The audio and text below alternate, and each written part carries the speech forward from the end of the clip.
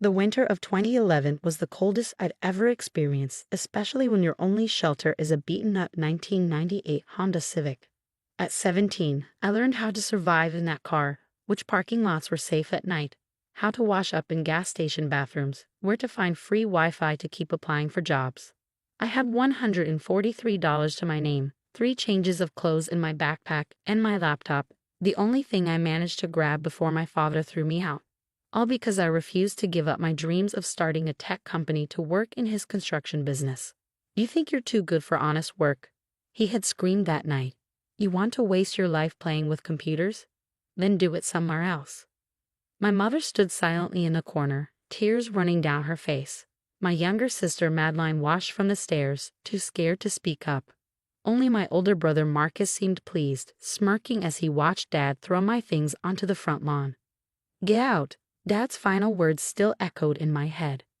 "Come back when you're ready to grow up and join the real world." That first night in my car, parked behind a 24-hour Walmart, I made myself a promise. I would build something so successful that they would have to face how wrong they were about me. During the day, I haunted coffee shops and libraries, using their Wi-Fi to teach myself programming. YouTube tutorials, online courses, coding forums, I absorbed everything I could. At night, I huddled under blankets in my car, practicing code on my laptop until the battery died. I got a job as a dishwasher at a local diner, working 12-hour shifts for minimum wage. The owner, Ms. Chen, let me park my car behind the restaurant at night, safer than the Walmart lot. Sometimes she'd leave leftover food for me, pretending she was just going to throw it away anyway. "You're a smart kid," she'd say, watching me code on my breaks. "Don't let this be your whole story." 3 months into my homeless life, I caught a break. A small tech startup needed someone to build them a basic website. I'd been practicing web development and took a chance applying. They hired me as a freelancer, paying me $500 for the project. That first real tech paycheck felt like a fortune. I rented a tiny room in a shared house, barely bigger than my car, but it had a real bed and a shower. More importantly, it had reliable internet. I kept working at the diner during the day, but at night I was building my skills and my client base. One website job led to another. Soon I was making more from freelance work than from washing dishes. Ms. Chen caught me sleeping at my laptop one morning before my shift. Instead of being angry, she sat down across from me. "Tell me what you're working on," she said. I explained my idea for a software platform that would help small restaurants manage online orders, delivery services, and customer relationships, all the things I'd seen her struggling with at the diner. "How much would you charge for something like that?" she asked. "For you? Free. You've helped me so much already." She shook her head. "No, if it's worth building, it's worth paying for. I'll be your first real customer." That conversation changed everything. Ms. Chen didn't just become my first client. She introduced me to other restaurant owners, gave me space to work after hours, and most importantly, believed in me when no one else did. I named my company Serve Smarter, building it piece by piece while still working full-time at the diner. Ms. Chen let me test every new feature at her restaurant, giving honest feedback that helped me refine the product. Word spread through the local restaurant community. Small business owners appreciated that I understood their problems firsthand. By the time I turned 18, 20 restaurants were using my software. I quit the dishwashing job on my 19th birthday, the same day I signed my first major client, a regional restaurant chain with 50 locations. Ms. Chen brought out a cake after closing time. "Congratulations, CEO," written in wobbly frosting letters. "I'm not really a CEO," I laughed. "Just a programmer who got lucky." She looked at me seriously. "You lived in your car, taught yourself to code, and built something valuable while washing dishes for minimum wage. That's not luck, that's determination." I thought about my family during that small celebration. They had no idea that their irresponsible son was now running a growing tech company. Through Madeline, who secretly kept in touch, I knew Dad's construction business was struggling to keep up with modern demands. Marcus, who had dutifully joined the family business, was proving to be better at spending money than making it. The next few years were a blur of growth and challenges. Serve Smarter expanded from restaurant management to full-service business operations software. We opened our first real office, hired employees, raised venture capital funding. Every success felt like a step further from that cold car and closer to vindication. But I never forgot the lessons of those homeless months: how to be resourceful, how to stay hungry, how to turn rejection into motivation. Then last week, 5 years after being thrown out of my childhood home, I received an email that made my heart stop. It was a job application from Marcus, followed shortly by one from my father. Their construction company had finally gone under, and they were looking for fresh starts. They had no idea they were applying to their homeless relative's company. Tomorrow, I would be conducting their interviews personally. The scared 17-year-old who slept in his car had become a CEO worth noting, and it was time for my family to learn exactly who they had thrown away. I adjusted my tie in the reflection of my corner office window, watching the morning sun glint off neighboring skyscrapers. 5 years had transformed me from a scared teenager sleeping in his car to the CEO of a company valued at over $100 million. Today, that transformation would come full circle. "Sir?" My assistant David appeared in the doorway.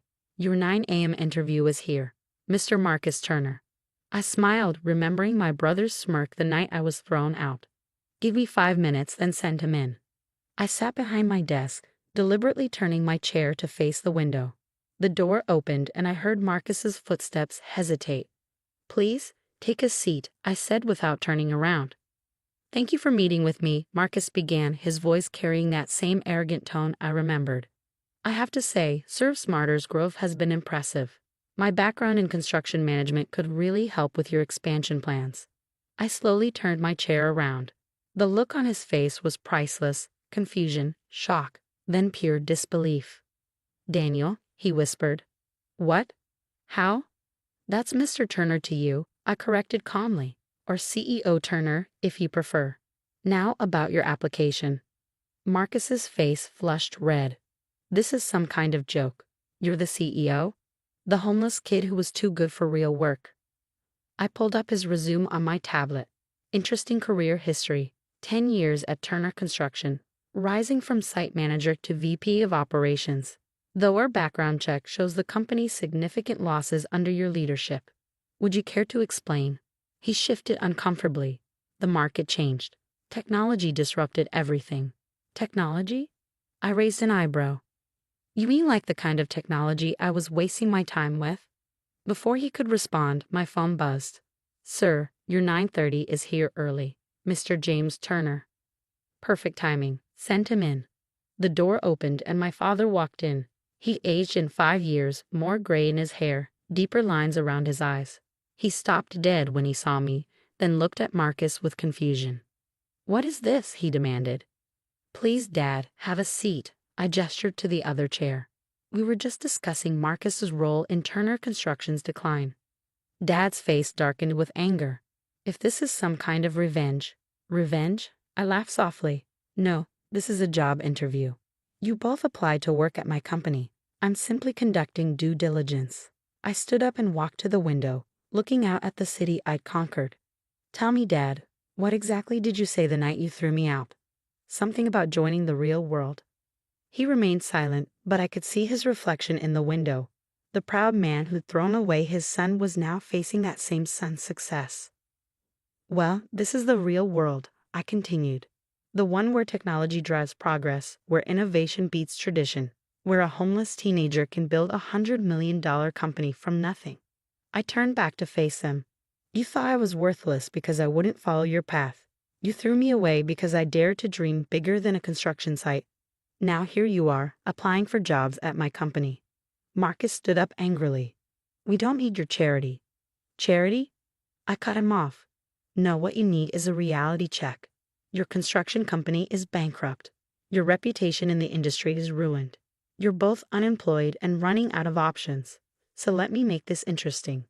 I pressed a button on my desk, and the large screen on the wall came to life, showing ServSmarter's latest project. "We're developing software to revolutionize the construction industry. Project management, resource allocation, automated scheduling, everything Turner Construction's troubled with. We're looking for people with industry experience to consult on the development." Dad's eyes widened slightly. Despite his anger, I could see the businessman in him recognizing the opportunity. "The positions pay well with full benefits," I continued. "But there are conditions." "What conditions?" Dad asked, speaking for the first time. First, it'll start at entry level, just like everyone else. No special treatment because of our history. Second, you'll report to Ms. Chen, our head of client relations. The diner owner? Marcus scoffed. She's working here. She's a partner in the company, I corrected sharply. She believed in me when my own family threw me away. She's earned her position, unlike some people. I sat back down, folding my hands on my desk. And the final condition? You'll need to apologize. Not to me, but to Madeline. They both stiffened. Why Madeline? Dad demanded. Because she's been carrying the guilt of that night for 5 years. She calls me crying sometimes, apologizing for not standing up to you. She's working as my executive assistant now, by the way. Started in the mail room and earned her way up. On cue, the door opened and Madeline walked in. She'd grown from the scared teenager into a confident young woman. Dad and Marcus turned to stare at her in shock. Maddie? Marcus whispered. You've been here all along. She walked over to stand beside my desk. Someone had to be there for Daniel. Family doesn't throw family away. The room fell silent. I could see the wheels turning in Dad's head, pride warring with practicality. The choice is yours, I said finally. 2 good jobs with real futures or your pride. You have until the end of the day to decide. And if we refuse? Marcus challenged. I smiled. Then you can leave the same way you made me leave, with nothing but your convictions to keep you warm at night. They left my office in silence, father and son united in their shock and confusion. Madeline stayed behind, tears in her eyes. Do you think they'll take the jobs? She asked. They will, I replied confidently. Dad's too practical not to, and Marcus will follow his lead, just like always. I was right. By end of day, both had accepted the positions. They would start next week, learning the very technology they had once dismissed. That evening, I drove to Ms. Chen's diner, the same one where I'd washed dishes and dreamed of something bigger. She still ran it, even while helping manage Serve Smarter's client relations. So, she asked, sliding a piece of apple pie in front of me. How did it go? I told her about the interviews, about Dad's silence and Marcus's anger, about their eventual acceptance of the jobs. Are you going to forgive them? She asked quietly. I thought about the cold nights in my car, about the years of struggle, about the strength I'd found in myself. Forgiveness isn't the point, I replied. They needed to learn that the world is bigger than their narrow view of success. Maybe now they will. She nodded, understanding as always. From homeless to CEO. You've come a long way. We've come a long way, I corrected. I wouldn't be here without you believing in me. Outside, the sun was setting over the city. Somewhere out there, my father and brother were confronting their new reality. Their homeless failure had become their CEO. Their thrown-away son had built an empire. Sometimes the best revenge isn't making people suffer. It's showing them exactly what they lost when they gave up on you. And sometimes the greatest success is not in proving others wrong, but in proving yourself right. Next week, my family would start their new jobs, learning to build something valuable in the world I created. The 17-year-old who slept in his car would finally rest easy, knowing his dream had become their salvation. That's the thing about success. It's the best answer to anyone who ever told you weren't good enough. And sometimes the people who throw you away end up working for the person they threw away.